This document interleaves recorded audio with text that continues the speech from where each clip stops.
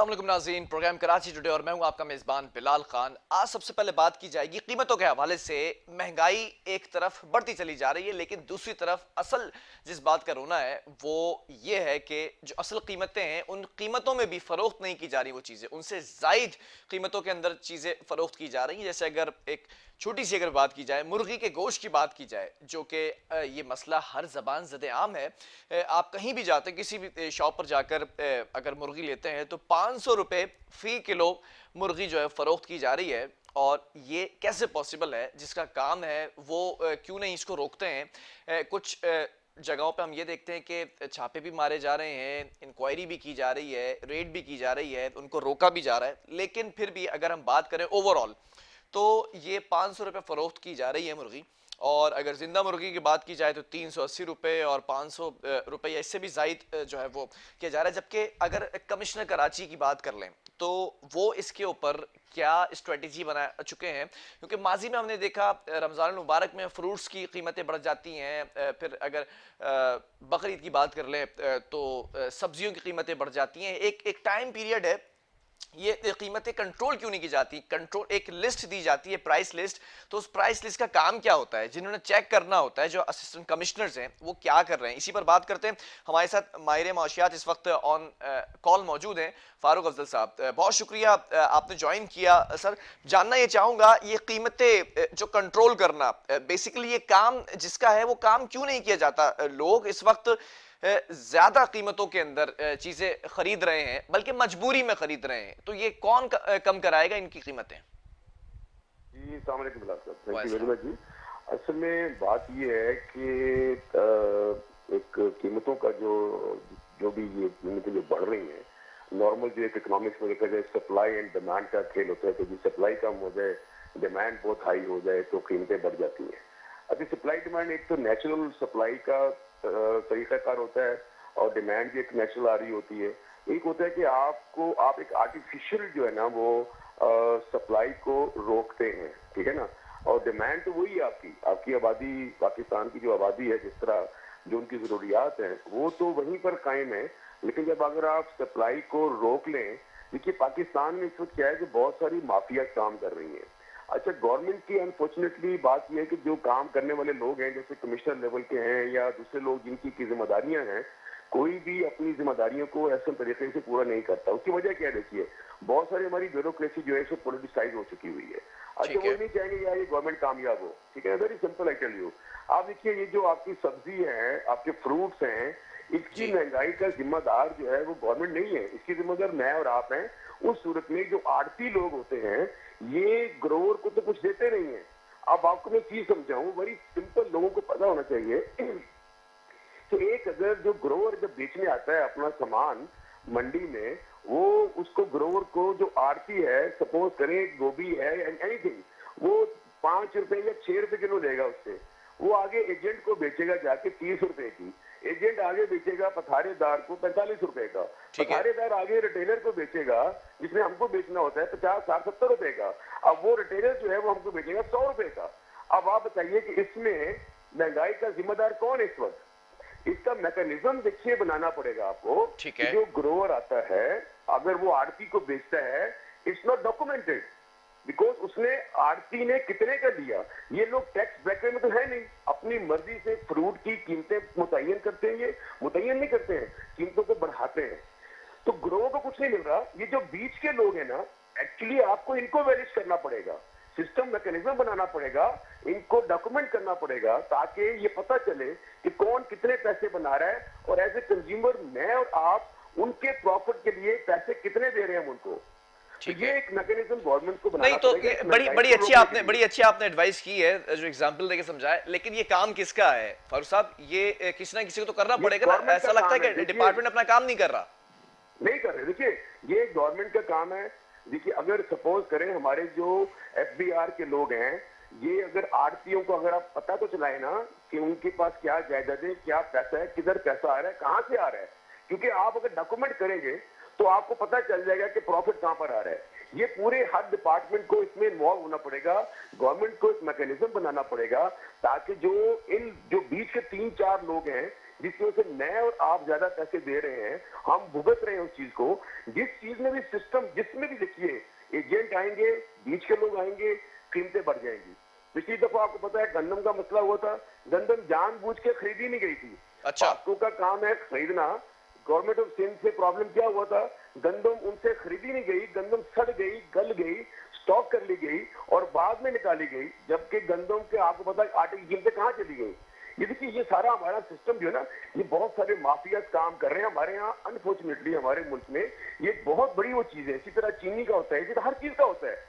तो ये गवर्नमेंट के काम है, उसको मैकेनिज्म को किस तरह स्ट्रॉन्ग किया जाए, जखीरा अंदोजों के खिलाफ किस तरह एक्शन लिया जाए। जो मैंने आर्टिफिशियल आपको सप्लाई रोकने की बात की है कि सप्लाई कम हो गई, सप्लाई अगर आर्टिफिशियल कम हुई है तो ज़ाहिर बात है जखीरा अंदोजी हो रही है ताकि कीमतें बढ़ा के आगे पेश किया जाए।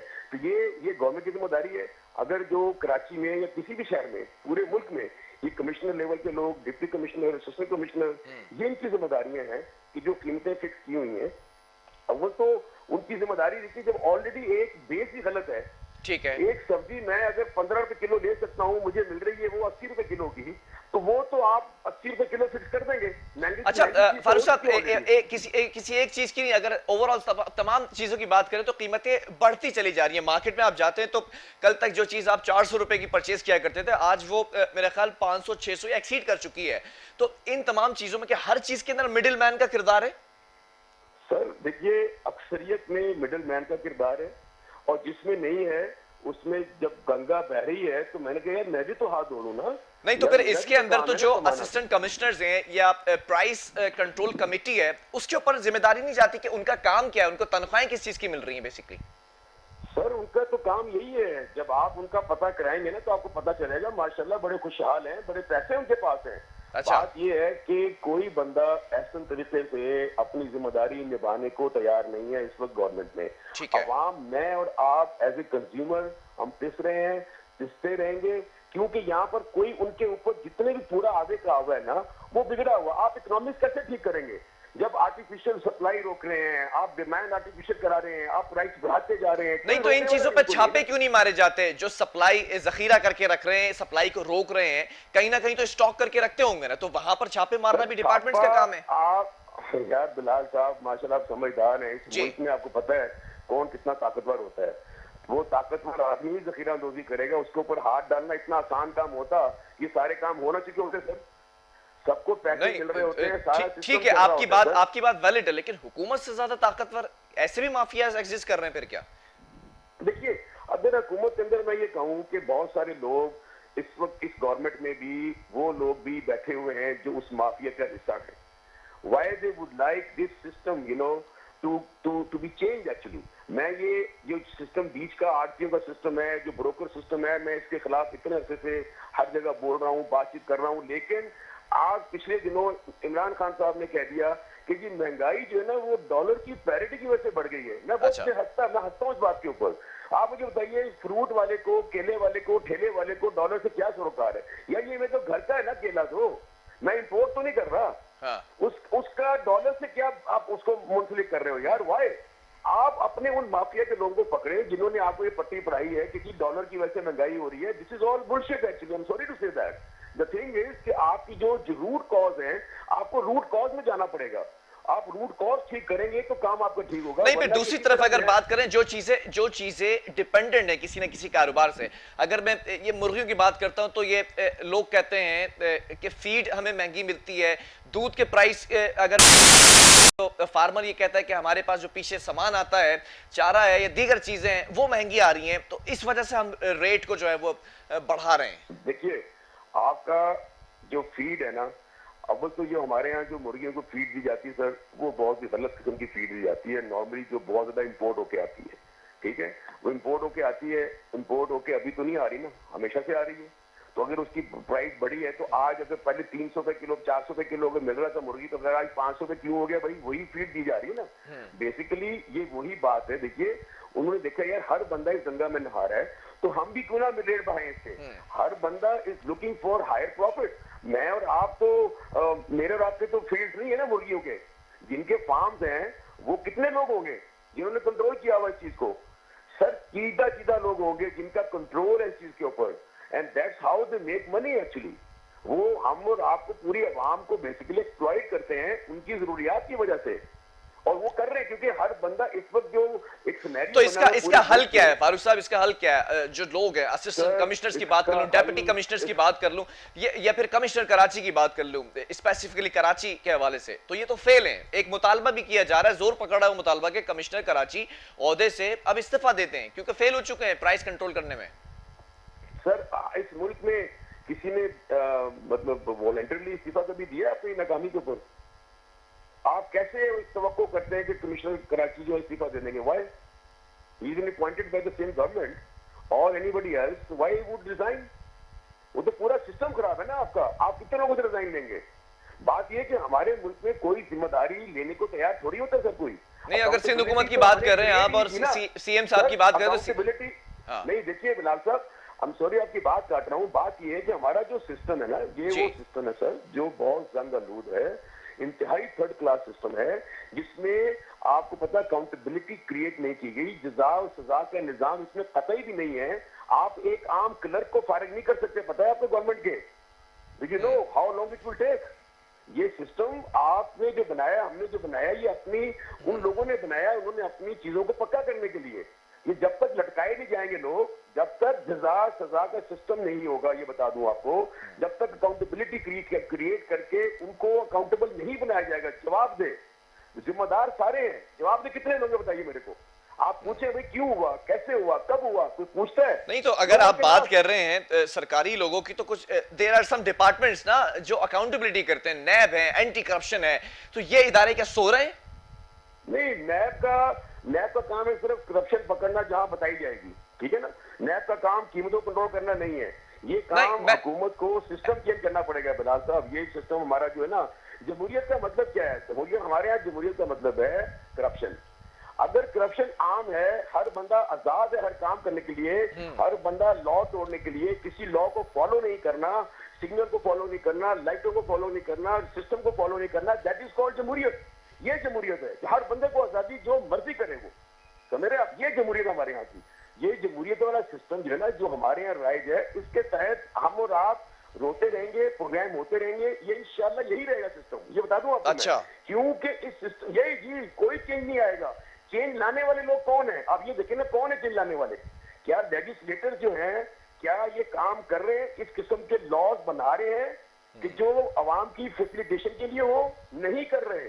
उनको फंड चाहिए होते हैं कि मुझे फंड दो यार। नहीं, तो लॉज की बात हो रही है, लॉज जिन ऐवानों में बनाए जाएंगे, उन ऐवानों में जो लोग बैठे हैं उनको भी तो फिर आवाम लाएगी ना, तो फिर डायरेक्टली कंसर्न ये अवाम हुई, तो अवाम नहीं चेंज लेकर आना है ना। ये कैसे लेकर आएंगे? इनको वे तो दिखाया जाए ना। बिलाल भाई, ये अवाम को और इसको मार पड़नी चाहिए, क्योंकि हम ही लोग भेजते हैं आगे। इसी अवाम इसी काबिल है क्योंकि हम उनको भेजते हैं और फिर उनसे तवक्को कुछ नहीं करते। हम बिरयानी के ऊपर या पैसों के ऊपर जुलूसों में वोट भी देते हैं, भोस में आके कुछ भी करते हैं हम। ये अवाम को, ये अवाम इसी ने पूछते, बताऊं आपको मैं, हम और आप खाम का ही रोते हैं इस अवाम के लिए, क्योंकि मुनहसल कौम जो है ना, कौम तो नहीं सही, मुनहसल अवाम हम करप्ट है एक्चुअली। ये अवाम जो है, ये कभी भी, आप देखिए अयूब खान का के जमाने में लेट 60s में 4 आने चीनी बढ़ी थी, आपको याद हो शायद, ये हिस्ट्री में है। हम कराची में पूरे लोग निकल आए थे, अयूब कुत्ता हाई किया था, 4 आने। आज 50 रुपए 100 रुपए की चीज बढ़ जाता है ना, ये अवाम सो रही है एक्चुअली। कोई एहतजाज होता है? कुछ भी नहीं होता, because they can pay, they are paying. इसका मतलब क्या है कि पैसा बहुत है सबके पास, कोई इशू नहीं है। चले, हम और आप खामखा ही रोते हैं। ये बताओ, ये अवाम देखिए, ये सिस्टम खराब क्यों है? अवाम उसका साथ देती है सिस्टम का, क्योंकि अवाम को भी हमारे जो अवामी नुमाइंदों जाते हैं, वो कहां से जाते हैं? मेरे आपके जानने वालों के चचा फूफा मामा वही जाते हैं ना ऊपर भाई, और कौन जाता है? वो स्पेशल ऊपर से नहीं आते कोई। मेरे आपके जानने वालों के दोस्त अहबाब रिश्तेदार वही अवानों में जाते हैं, वही गवर्नमेंट में जाते हैं। ये सारा सिस्टम जो है ना, ये जब तक आपका सिस्टम ठीक नहीं होगा भाई, इस सिस्टम के तहत आप कोई चेंज नहीं ला सकते। Forget it, I tell you. चले, बहुत शुक्रिया फारूक साहब हमारे साथ मौजूद थे, माहिर मौशियात हैं। और सिस्टम को बेसिकली मेनली फोकस किया कि सिस्टम तब्दील जब तक नहीं होगा, ये लोग जो इस तरह से बैठे हुए हैं ये वो मोहरे हैं जिन्हें तब्दील कर दिया जाता है। बहरहाल प्रोग्राम से पहले मैंने कुछ लोगों से जब इन टच हुआ और मैंने उनसे उनका मौक़िफ़ लिया, तो अगर मैं बात करूं असिस्टेंट कमिश्नर शाह फैसल की, तो उनका भी मौक़िफ़ था कि कहीं ना कहीं छापे मारे जा रहे हैं, कहीं पर प्राइस कंट्रोल की जा रही है।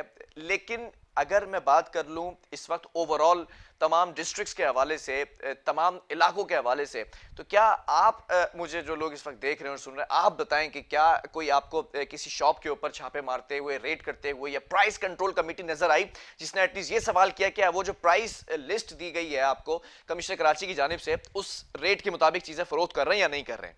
आप इस पर फीडबैक भी दे सकते हैं। यहाँ पर वक्फा लूंगा, इसके बाद एक और स्टोरी है, उस पर ही बात करेंगे।